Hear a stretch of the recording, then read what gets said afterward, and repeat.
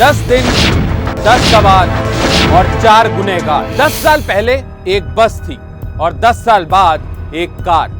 10 साल पहले वो बस दिल्ली की सड़कों पर कई किलोमीटर तक दौड़ती रही और 10 साल बाद एक कार उसी दिल्ली की सड़कों पर कई किलोमीटर तक भागती रही। बस फर्क इतना था कि 10 साल पहले उस बस में निर्भया की इज्जत लूटी जा रही थी और 10 साल बाद अंजलि को एक कार घसीटती जा रही थी। नमस्कार, सावधान हिंदुस्तान में आपका स्वागत है और मैं हूं आपके साथ अंकुश बख्शी। कंझावला कांड को 10 दिन बीत चुके हैं, लेकिन 10 सवाल ऐसे हैं जिनका जवाब दिल्ली ही नहीं पूरा देश जानना चाहता है। निर्भया और अंजलि की कहानी लगभग एक जैसी है। देश जब न्यू ईयर मना रहा था तो दिल्ली की बेटी को मौत मिली। अंजलि केस को 10 दिन बीत चुके हैं, लेकिन दिल्ली के बेटी को इंसाफ और न्याय कब मिलेगा, इसका इंतजार हर किसी को है। दिल्ली पुलिस की 18 टीमें इस केस की जांच में जुटी है, लेकिन कंझावला कांड की गुत्थी अभी तक सुलझ नहीं पाई। पीड़ित परिवार ने थाने के बाहर धरना दिया और आरोपियों के खिलाफ हत्या का केस दर्ज करने की मांग की, लेकिन पुख्ता सबूतों के अभाव में पुलिस शायद ऐसा करने को राजी नहीं है। नाराज अंजलि के परिवार अब आर पार की लड़ाई लड़ने के मूड में आ चुका है। पीड़ित परिवार का कहना है कि जब तक हत्या का केस दर्ज नहीं होगा, उनका धरना प्रदर्शन जारी रहेगा।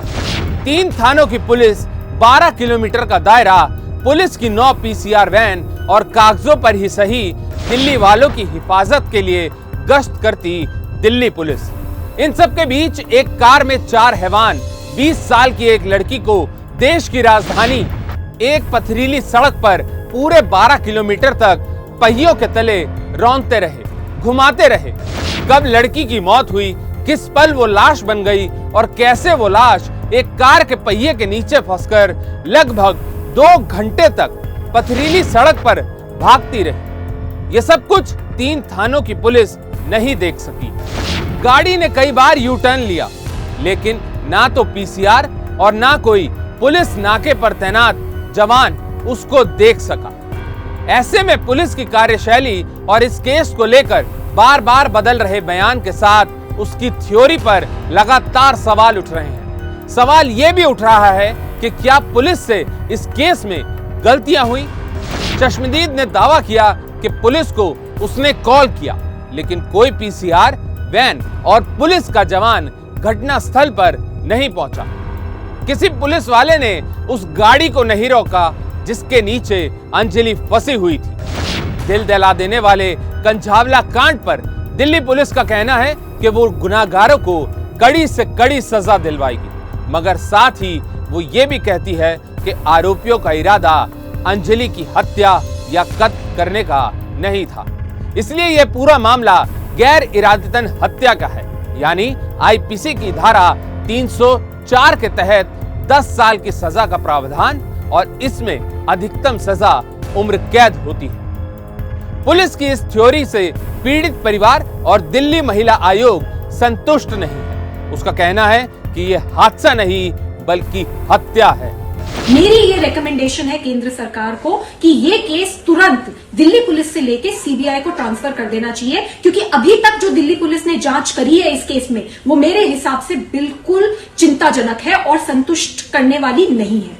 सबसे पहले हमें यह पता चला है कि दिल्ली पुलिस ने आज तक निधि का फोन रिकवर नहीं करा है। ऐसा कैसे हो सकता है? निधि का फोन रिकवर करना बहुत जरूरी है, क्योंकि उस फोन में बहुत इंपॉर्टेंट एविडेंस हो सकती है। तो अभी तक निधि का फोन रिकवर नहीं करा गया है, कन्फिस्केट नहीं करा गया है, एफएसएल में नहीं भेजा गया है, ये बहुत बड़ी बात है। दूसरी बात हमें यह पता चली है कि जो सीसीटीवी फुटेज है पूरे एरिया में, चाहे वो 12 किलोमीटर का स्ट्रेच हो जहां पे अंजलि को घसीटा गया, या वो ओयो होटल से लेकर एक्सीडेंट साइट तक का पूरा जो सीसीटीवी फुटेज है, वो सारे के सारे सीसीटीवी कैमरास अभी खंगाले नहीं गए हैं और उनकी रिकॉर्डिंग अभी दिल्ली पुलिस द्वारा ली नहीं गई है। अब ये कहानी पुलिस के मुताबिक 4 आरोपियों और अंजलि की सहेली निधि के इर्द गिर्द ही घूमती नजर आ रही है, लेकिन कंझावला कांड में कई झोल हैं। पुलिस ने पहले दिन बताया कि 5 आरोपी हैं, 4 जनवरी को बताया कि 5 नहीं 7 आरोपी हैं, और अब पुलिस ने दावा किया है कि कार में उस रात सिर्फ 4 आरोपी थे। आइए आपको बताते हैं कि इस कहानी के वो 4 किरदार कौन कौन हैं जो इस केस के मुख्य आरोपी हैं। पहला आरोपी अमित खन्ना, उम्र 25 साल, उत्तम नगर में एसबीआई बैंक के क्रेडिट कार्ड विभाग में कार्यरत। दूसरा आरोपी कृष्ण, उम्र 27 साल, कनॉट प्लेस में स्पेनिश कल्चर सेंटर में काम करता है। तीसरा आरोपी मिथुन, उम्र 26 साल, पेशे से हेयर ड्रेसर है। चौथा आरोपी मनोज मित्तल, उम्र 27 साल, सुल्तानपुरी में राशन डीलर और बीजेपी कार्यकर्ता होने का दावा किया जाता है। कंझावला केस को लेकर पहले से ही दिल्ली पुलिस पर लापरवाही के आरोप लग रहे थे। अब रोहिणी कोर्ट ने भी पुलिस को कड़ी फटकार लगाई है। अंजलि मामले में अभी तक सबूत नहीं जुटा पाने को लेकर कोर्ट ने सख्त रवैया अपनाया है। कोर्ट ने पूछा, पुलिस एक बार में सारे सीसीटीवी फुटेज इकट्ठा क्यों नहीं करती है?